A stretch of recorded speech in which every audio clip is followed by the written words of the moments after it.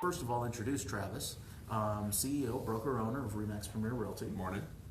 And how long been in Remax? This has like been. Tell me about. We want to know. I guess first question is how you got started in this industry, why you broke into this industry. Nathan thinks it's because of the money. Let's call it the opportunity. You opened up a huge window there. Right. So, I could eat up a huge chunk of time here, or I could be poignant, but let's say I came from a real estate family. Mm-hmm. So I've actually been in real estate my whole life. As a matter of fact, I think my father got in the business nearly the year I was born. And so literally my whole life I've been in real estate. I was that kid out in neighborhood delivering flyers.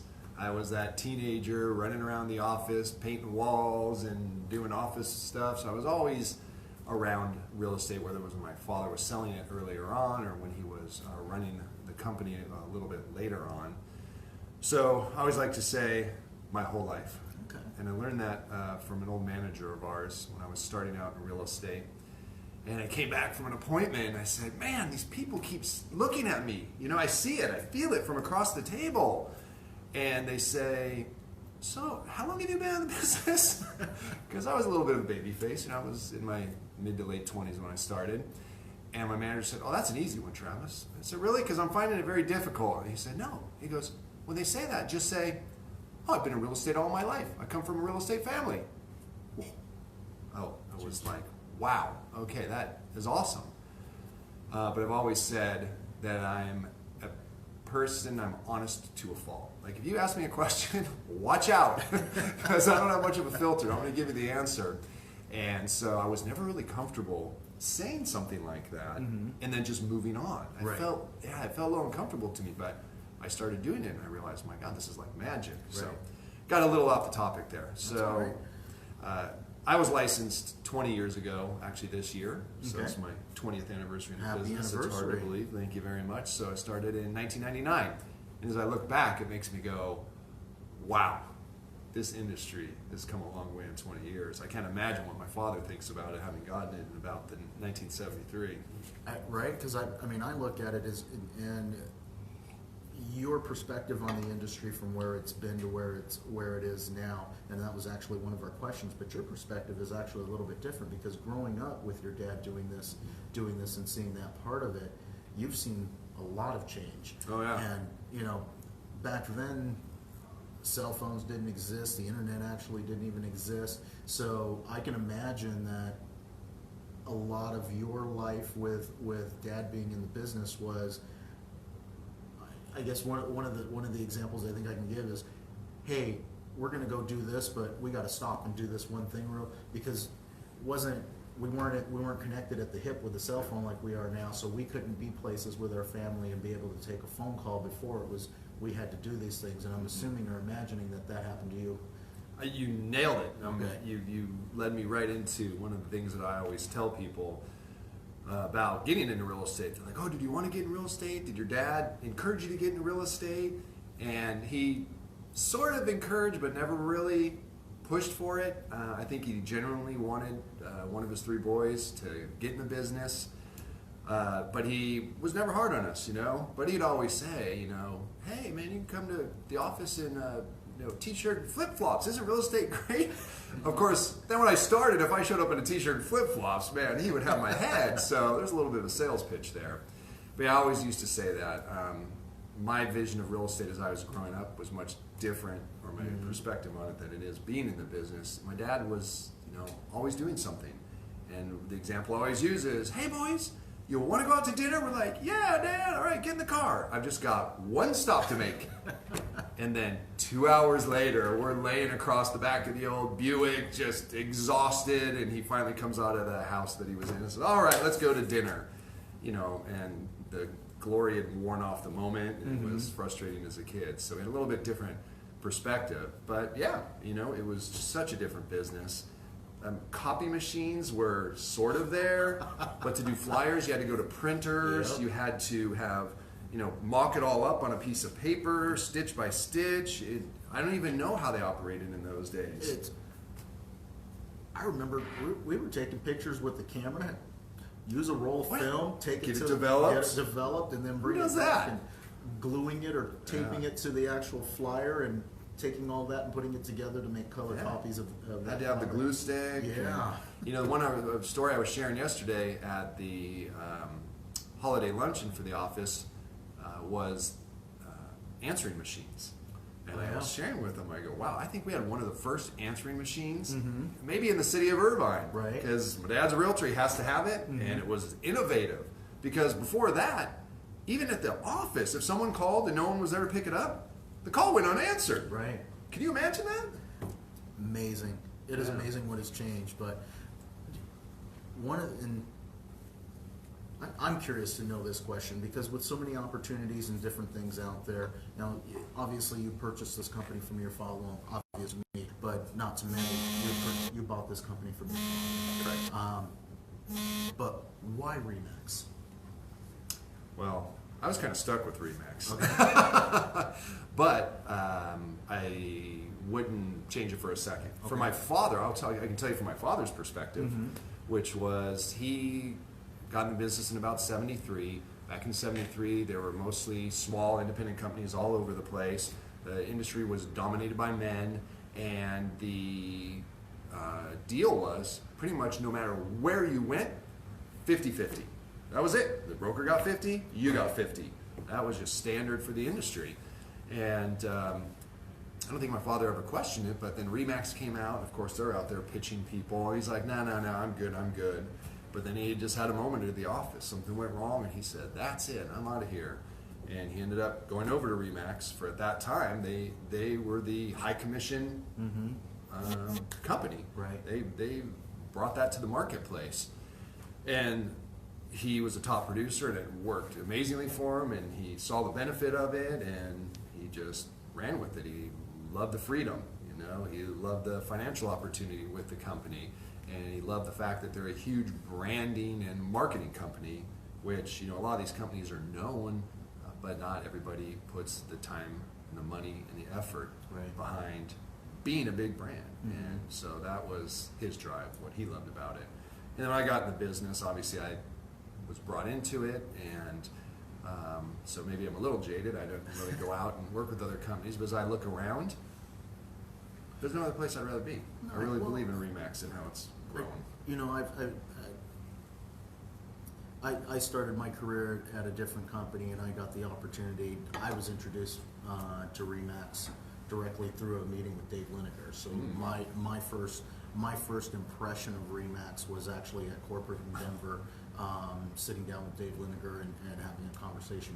He had done a class for some people that were flown up there, and gave us a tour of the facility, talked to us a little bit about the company, and it was interesting because I honestly had a perspective or what I thought Remax was, and that moment, that day, completely changed my philosophy, my thought process, and it's one of those things where you think something is this way until you actually spend some time, energy, and effort into looking into it, and it was a total paradigm shift on that day. And I guess the one thing that I can say about it that is different than everybody else, and I don't know everybody else. I do know what I do know, but I don't necessarily know everybody else. But it's the people. That was the biggest thing that I saw when I was at corporate. From Dave to every other person that I met, it was just the people. And then I honestly got an opportunity to meet you through, we met over at Grievance, actually, or Anonymous Complaints. We were both on the board or on the panel over there, and that's where our relationship actually started to develop. And what was interesting to me was that this man, Dave, every single time I got introduced to Remax at that point, I saw the same thing. The people were truly making a difference. That has spidered all the way through the organization. So it's a kudos. I love the company. Love you. But yeah. I would second that. I think we see a lot of that at the conventions and meeting absolutely. people from all over and going, wow, that is a monolith of like-minded people. Absolutely. Well, let's get a little personal here, and let's. That's all right. Let's family, Yep. kids, Yep. wife. Yes, I happily married now for, oh Lord, I better get this right, 18 years. To Tina, who I met down in San Diego State. I'm an Aztec, go Aztecs. And we have 3 wonderful children. Riley, our oldest daughter, is 16. Reagan, Started our driving now. middle child. Yep, we've got a driver in the Okay. family. Reagan's a different kind of driver. She's a type A type of driver. And she's 15, freshman in high school, and my son Reed is 13. Okay. Yeah, great kids. Nice. What does a typical day look for you on a day off with the family as far as activities and things of that? Wow. Well, over the years, obviously it's been different, but now it's okay. Do we have recitals? Do we have sports? My daughter Riley's a 2-sport varsity athlete, so we're very supportive of her and always out there watching games. Volleyball and Volleyball and soccer. Okay. Reagan's a dancer, so he has recitals and classes. And Reed's a musician, he's a percussionist, and so recitals and all those types of things. But on a day-to-day basis, yeah, it's not on a day-to-day basis, on days off. So it's either participating in those activities or just hanging out, doing our errands together. My life revolves around the beach, so a lot of that, I'm always trying to drag them down there. But it's pretty hectic, family of 5 at this juncture of the cusp of junior high and high school, Right. and then one getting ready here in a year or so to graduate. So it keeps us very busy, but Fun years. fantastic. Oh, Yeah, fun years. you really get to see kids blossom in those years, and that's a special time when they kind of come into their own. I like it. So, question for you. Well, I'm going to just jump around here on some of these All questions that I asked, but actually, this was a question from Sarah. If you had a superpower, what would it be? Oh, I want to fly. I would love to be able to fly. You ever had a dream where you fly? Yes. Is that the most crazy thing? And then you wake up and realize it's a dream. Yeah. Yeah. You You know, want it's to go back to sleep. You know what's crazy is my wife and I a number of years ago for our friend's 40th birthday party, we all went skydiving, and we're like, oh, that's cool, and we're talking, and my middle daughter Reagan, like a week or two ago, Dad, when I'm 18, I'm going skydiving. Whoa, where did that come from? Pretty crazy, but I'm looking forward to it. Nice. I'm gonna go flying again. Join you guys in that. That's on the bucket list. Been bungee jumping?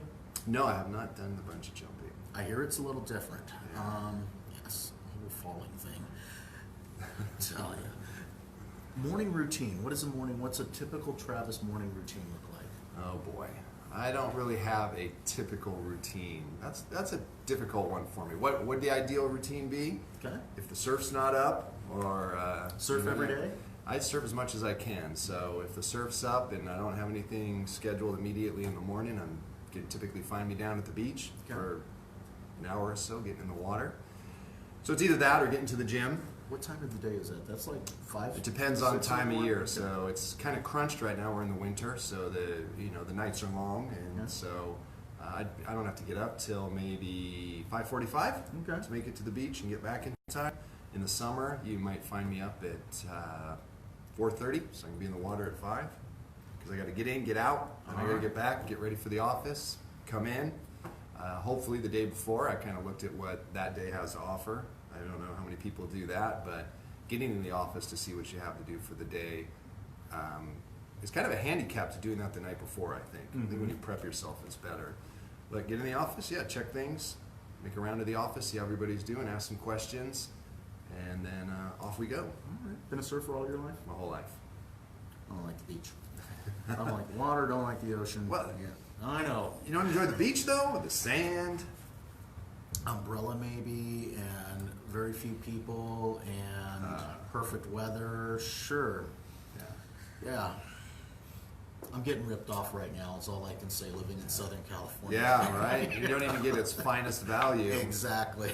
Yeah, it's nice. I'll tell you, I drive down to the beach, and when I get there and park on the beach, I open the door, and that scent just rolls into the car. And when you smell it, for me, it's not just a smelling sensory. It goes through my body, and I'm like, oh God, I don't know, maybe I have so many wonderful memories, and I enjoy the time down there that I just get this shock from it. You know, it's kind of like Robert Duvall in Apocalypse Now.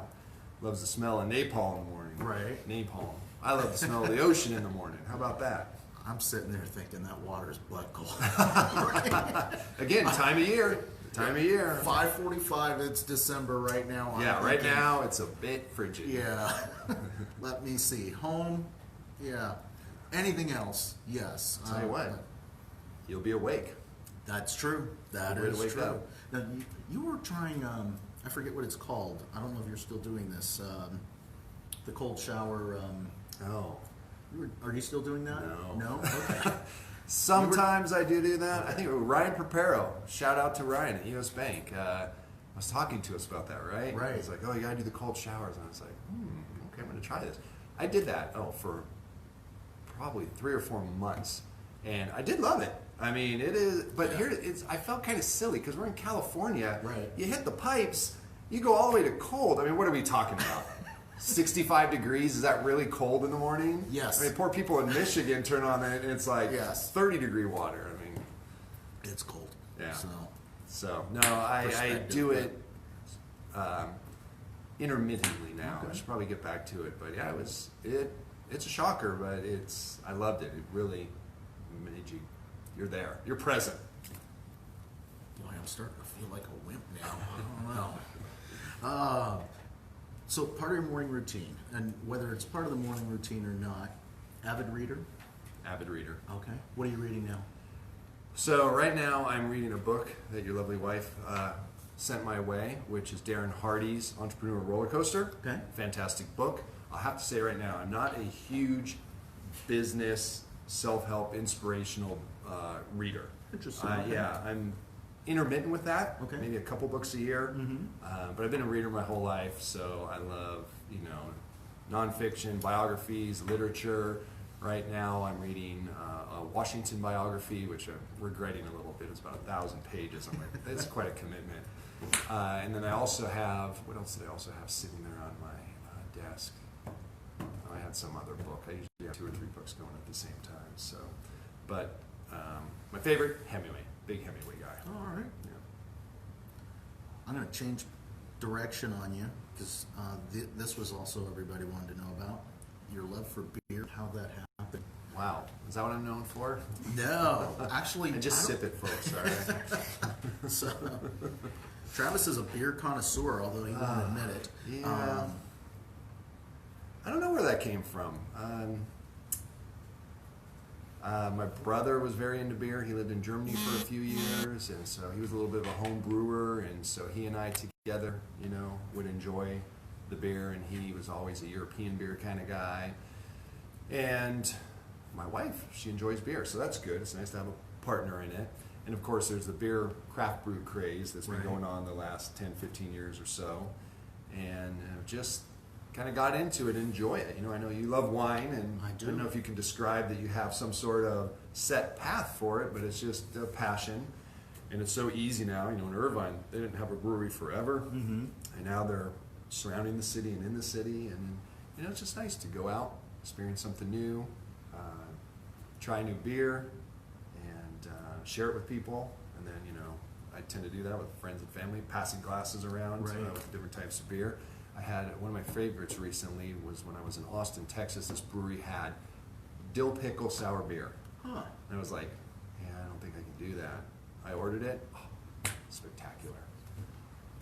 That's one of my favorite things. I mean, you mentioned wine, and I, it's not so much. I mean, obviously, it's a palate. Everybody develops a certain palate for what they like or what they dislike. But a lot of the fun for me are the little nuances of just different things. We were at a tasting the other day where we were tasting basically wine from all the same region. Basically, it was same region, same area, same year, just different wineries. And one of the people had made a comment that they were all so close together, it wasn't as enjoyable as we thought it was going to be because they were all so similar.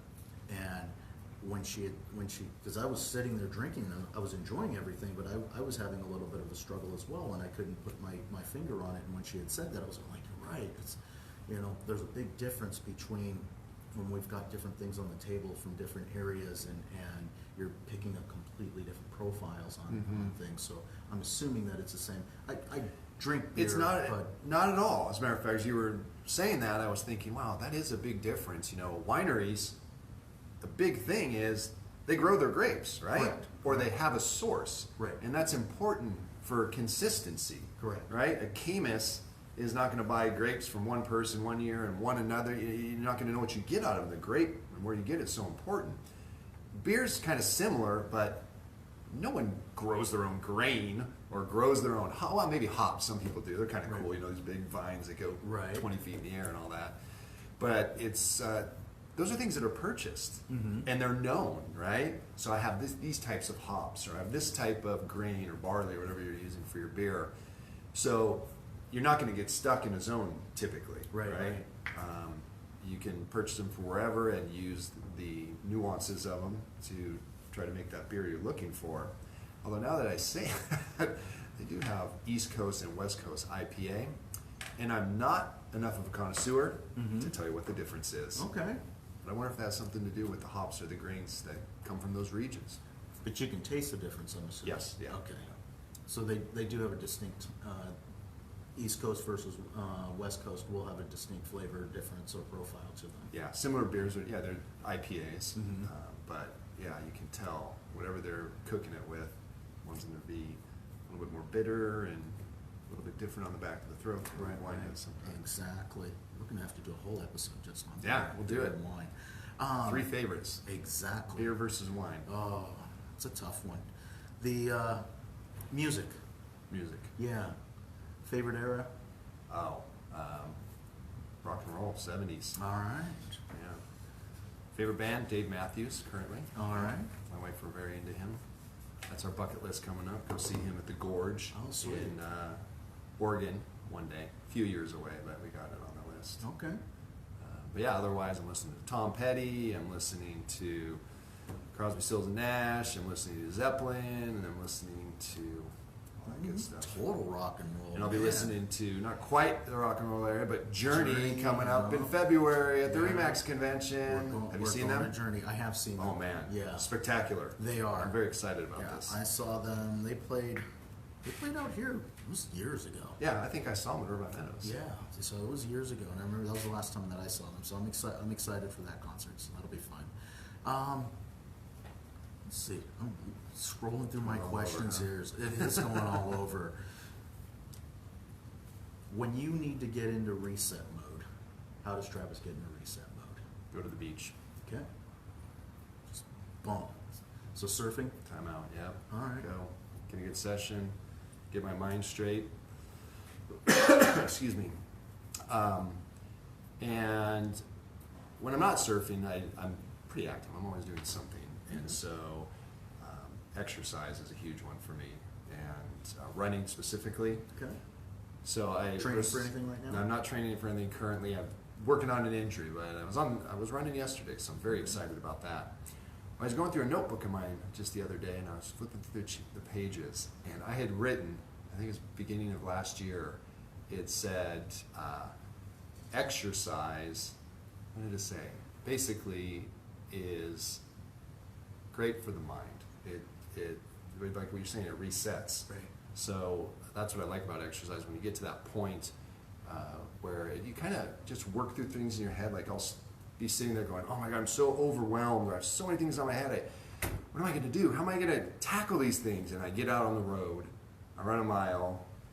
I couldn't tell you necessarily what goes through my head, but I'm kind of thinking about some things. I get to the end of the run. It's like, boom, I got a game plan. This is not a problem. Let's go do this. Right. Absolutely.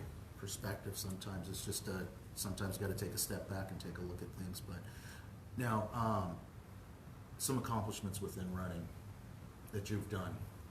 Favorite race, biggest race? Okay. Are we going to split these out into different types of activities, or can I roll the triathlons into them as well? Whatever you like. Okay. Yeah. So I did do a marathon. I would say that was the worst experience of my life. Did you train That hurt. properly? I trained properly until I got an IT band issue. Okay. And I had two choices: try and train through it, terrible pain, or just rest. Know that I had trained up to about 20 miles and just suck it up for those last couple miles.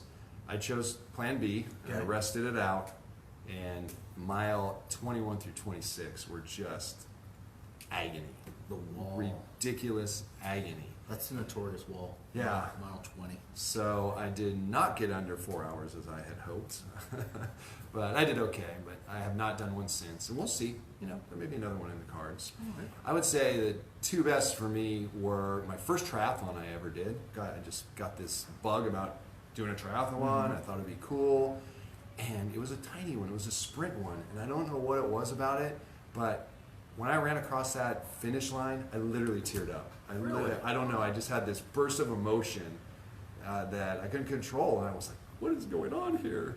And it was just a moment, you know. I don't know. Maybe I built it so much up for myself, and completing it and doing well, it was just quite a moment for me. Right. And then I think my best was the 1/2 Ironman I did, and I trained properly, I trained well, and I literally, as I went through each segment, I'm like, that's not possible. And I literally just outpaced myself and thought that something was wrong with the clocks most of the time. Well, And that was the Vineman. the correct? Vineman. Yeah. And I finished it strong. I was like, wow, it was just one of those days. It's what you race for, a day like that. We were talking about that because I wanted to do the Vineman. The Vineman is now gone. It's been replaced by the Santa Rosa. But I had asked you about it because I had read some things about it. You could stand up in the water. Oh yeah, you would have loved it. Yeah. My fingertips were I'm hitting not the a bottom of the swimmer, river yeah. as I was swimming. Yeah. So not being a swimmer, that comfort zone of being able to just stand up whenever you want to stand up, and not having that fear of what's below you, Yeah. which is part of the reason I don't care for the ocean. You know what's funny about that is, growing up in the ocean, I have very little fear. You know, I know there's fish, I step on whatever. Put me in a lake and I'm like, ugh, what's in there? I'm a little bit the opposite. I feel like I think lake's most a people little- probably are, because there's Yeah. really no danger in Yeah, lakes, but there's lakes- something about lakes, I don't have that comfort level. Lake's a little safer. You can't get lost. Well, that's true. Big giant lake maybe, but yeah, ocean. I'm thinking like, yeah, lifeguard is preoccupied and not always looking out for you. So Yeah. but, all right. Let's see. What else are we going to talk about here? Community. Community. Yeah, been in Irvine pretty much all your life. Born and raised. I'm not sure how many people can say that. Not a lot. Yeah. So been here all your life. What do you do community-wise and things of that nature? You feel it's important to give back to the community? Do you feel it's important to just be part of the community? I do. I think it's very important, and I'm involved in all kinds of ways. As you know, through the office, we're always reaching out and trying to do things for the community, offer service, and personally, yeah. I mean, especially when you have kids, Right. you know, there's so many things to support with the schools and with the arts and with sports, and you're always out there being involved.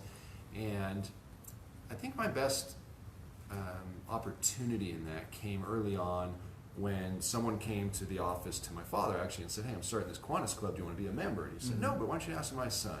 And they came and asked me, and at the time I was looking for something to give back. Like I wanted to do something. If you say, "Hey, I want to do things for the environment or do this or that," and you kind of patchwork them together, I'm like, that's just not going to be good. You know, am I really going to commit to going doing beach cleanups and then going feeding these people on my own? Right. It just sounds like way too much. And I said, I really need somewhere that's their mission, and I can participate in it. It'll be much more effective and Right. efficient. And so I did join the Kiwanis, and I've been a member now for Been a while. over 10 years, Yeah. maybe even 15 years.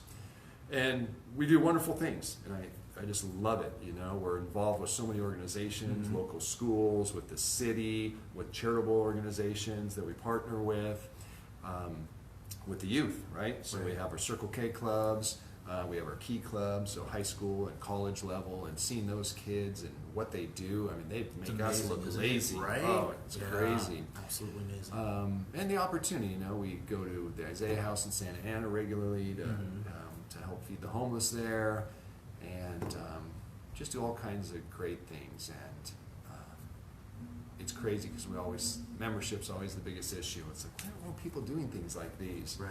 And I think I've seen it change over time, and it's not what it was, but to me it's important, and I like to be involved.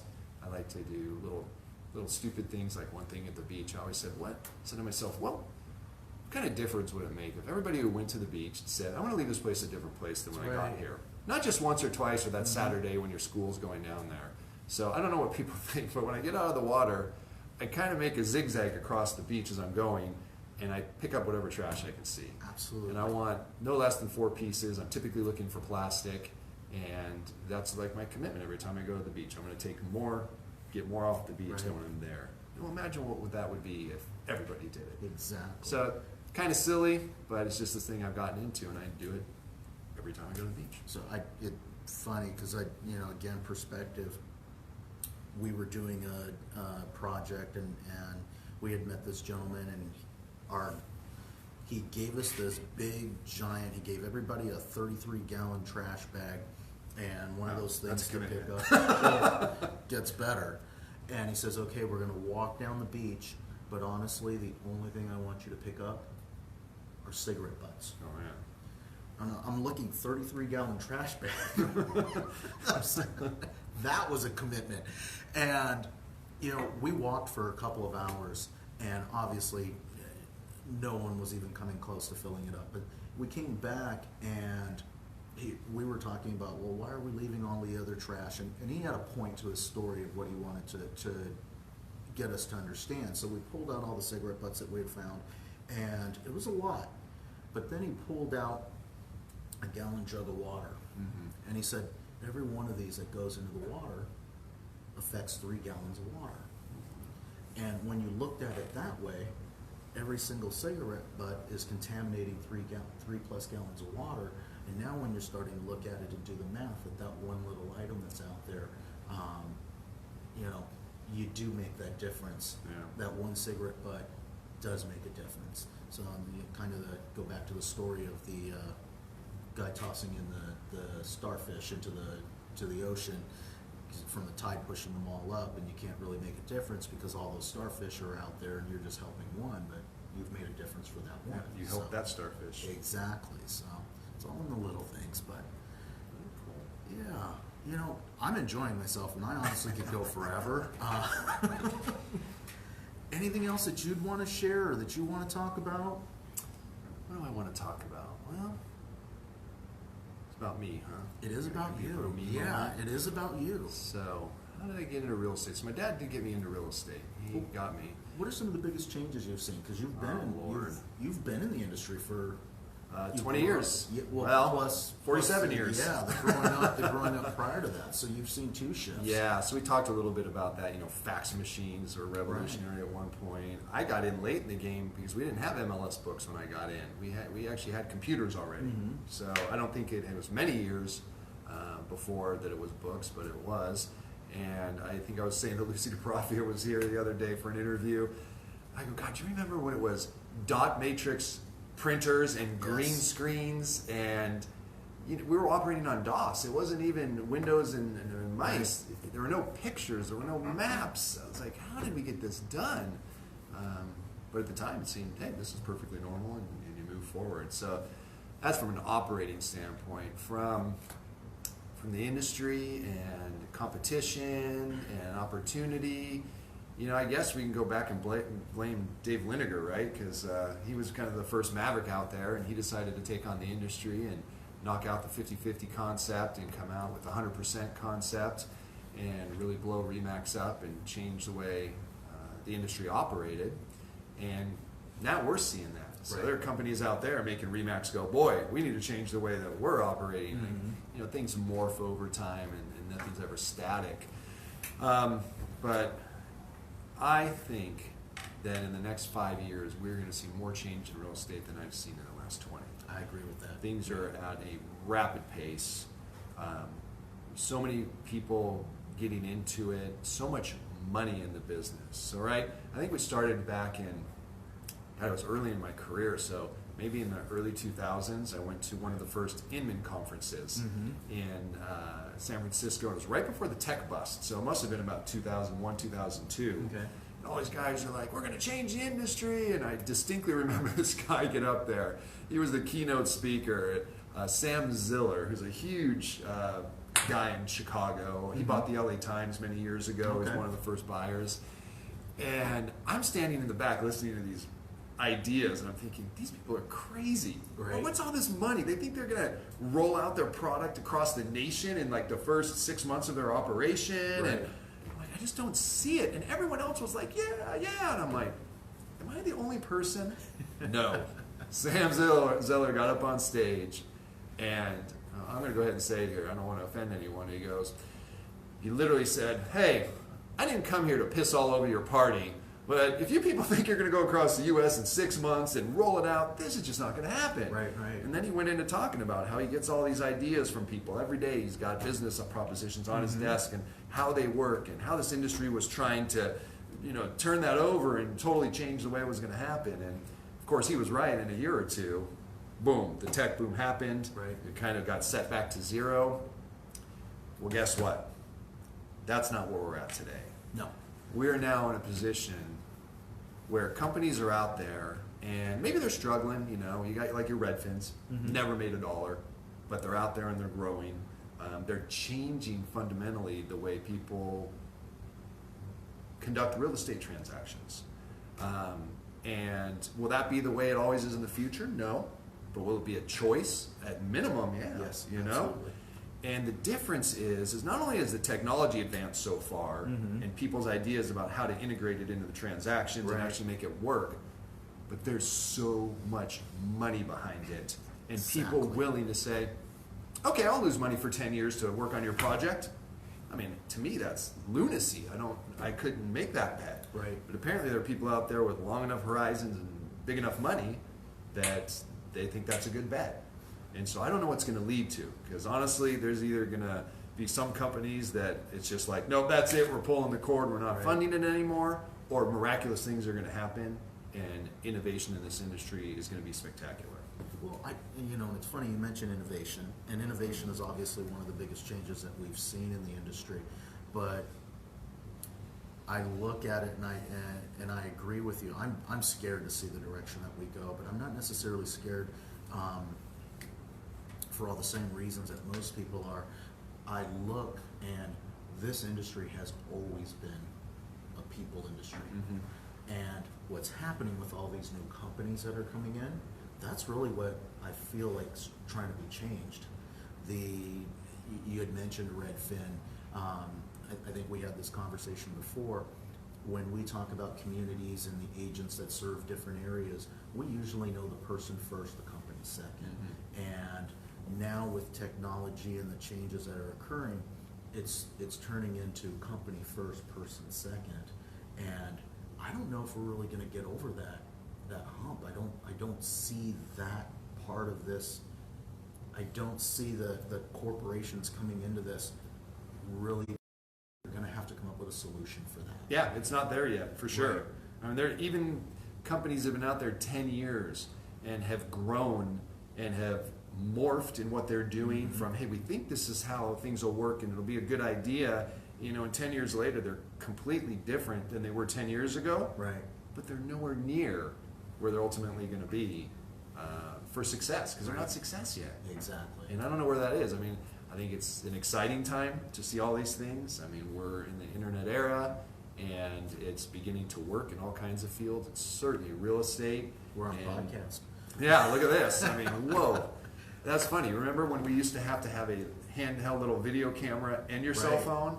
And that industry's gone. Cam came out, Yeah. everybody was excited about that, and we're going to get in a video, and yeah, things. This part of the industry is changing so rapidly. Yeah. I think what's tough for me is it's getting in 20 years ago. You had to figure things out, right? And you're always changing, and you're rushing around making it happen. But now things are changing in ways that are hard. It's with the internet and things that people have built that maybe you don't have access to, and how's that going to affect the industry? So I guess it's any change makes you kind of pause for a second. I don't Right. want to say scary. It's not scary, but it's something to be paid attention to. But I think it's exciting too. And I think maybe a lot of the fear is people just don't like change. It's like, no, Right. this is how I do business and it's good. Well, there's a lot of people out there that got their bet down on the table Right, that right. it's going to be done a different way. And it's affecting real estate on a daily basis. And I think it'll do that more and more over time. And it's about saying, no, it's okay to change. Right. Let's look at where things are going. Just make sure we position ourselves well. And it may look totally different than it does today. Mm-hmm. But that's just progress, especially with such a quick internet era. Right. So I'm excited about the future and seeing what happens and positioning ourselves and helping our agents understand where they need to be. I don't think, like you said, I don't think the personal touch will ever go away. I think it's just too important, and there's just too many moving parts in a real estate transaction to leave it up to something automated. Right. And that's another thing is there are many things out there, and many people want to do things different ways. That's fine. So they're getting separated a little bit. Some want to sell their homes to a corporation for a quick sale. Right. Others want to be with the tech person because they think the tech's cool. Other people, hey, they want someone sitting across their table from them, essentially holding their hand, saying, hey, here's what we're going to do. So no one's ever going to grab the whole market. Right. There's just different ways to do it. And I think of one piece of advice that can be given out there to the people in our industry is truly understanding that, because I feel like when I see people not having the success that they're looking for in this industry, it is for that very reason, that they feel the need to try to be all to all, be everything to everyone. There are people that want to be belly to belly. There are people that want tech. There are people that want corporation. We can't do it. We can't do it all. We can't afford to do it all as an individual, and that concept is missed so often. Where if you just we back in the day we called it our niche. Find out your niche market within the industry and work your niche market. And I feel like we've gotten away from that because we're worried about competing with the Zillows or the iBuyers or whoever it might be. And I think that's a very valid point. Yeah, you got to know who you are. Right. You can't be everything to everyone. But at the same point, you need to realize, things change, and you need to watch. And maybe you don't need to change, but more than likely, as you go along, things are going to change, and you're going to change with them. So don't be afraid of change. But if you can focus on that niche, know what you do well, Right. and then just improve on it on a daily, weekly, yearly basis, you're going to do fantastic. Yeah, Who Moved My Cheese? Read it every now and then just to get my reminder. So, it gets moved. But anyway, I wanted to say thank you, Travis. Appreciate it. Appreciate you. Pleasure. Hopefully, this is episode number 11. We've got more to come, and got you into podcasting. Who is your favorite podcast right now? Last boy. question. Yeah. It's not a real estate one. Sorry, That's all right. guys. I listen to a lot of podcasts, and it's perennially Joe Rogan. Okay. I listen to a lot of his stuff. Enjoy. I don't know if he intentionally does his podcast the way he does, or if he's morphed over time, but he just has an amazing perspective. Yes. He never jumps on anybody's bandwagon, and he'll let you know his political leanings and things. But I like it because I'll be listening. I'll be thinking that person's not being fair, Right. And then almost immediately Joe will be like, wait a second, and he'll challenge him and say, hey, wait a second, this is what we're trying to accomplish here, and it just makes for an educational, interesting topics, great people. He's had Bernie Sanders on there, and I don't know what else I can name, but tons of people. I just listened to the podcast with him, and gosh, it's leaving my mind. You read his book, The Seal. David Goggins. Yes. That was fantastic. It was long though. That was one thing about Rogan that I was like, whoa, his podcast. Yeah, about 2.5 hours on average, Exactly. I would say. It was like, whoa, but I enjoy him as well. I was joking around with Nathan yesterday. I think it was yesterday or a couple of days ago. We were talking about his podcast and that was the first thing that Nathan said. Great podcast, but they're long. And I'm like, they are, but yeah. So if you're into it, I mean, I skip all his MMA stuff, and I Okay. look for the scientists that he has on there, or I look for the controversial people that might have something to say, and then he just has people that you want to, like Bernie Sanders. Right. I think he had Kelly Slater on there. You know, athletes, politicians, business people, and it's great information, right? We don't need to listen to real estate stuff all the time. Right. You can glean a lot out of high-performing, successful people on any podcast. Absolutely. Well, thank you again. I appreciate My it. pleasure. Thanks for having me. Yeah. Everybody, if you like what you're seeing, subscribe to us. I'm pretty sure we have a subscribe button now. Yeah, I'm getting a thumbs up on that. We're making progress. We're new to this whole podcast thing, but we're making progress on it and hopefully trying to make it better and bring more value to everybody. Let us know what you think, if there's any topics that you'd like us to cover. And honestly, I'm going to throw this out there now. If you would like to be a guest on our podcast, shoot us over a message and let us know. And Or if we'll you see- know someone who'd make a great guest. Absolutely, let us know and we'll put that together. All right. Thank you, everybody. Have a wonderful rest of the week, and or whenever you listen to this, have a wonderful day. Take care. See you next week.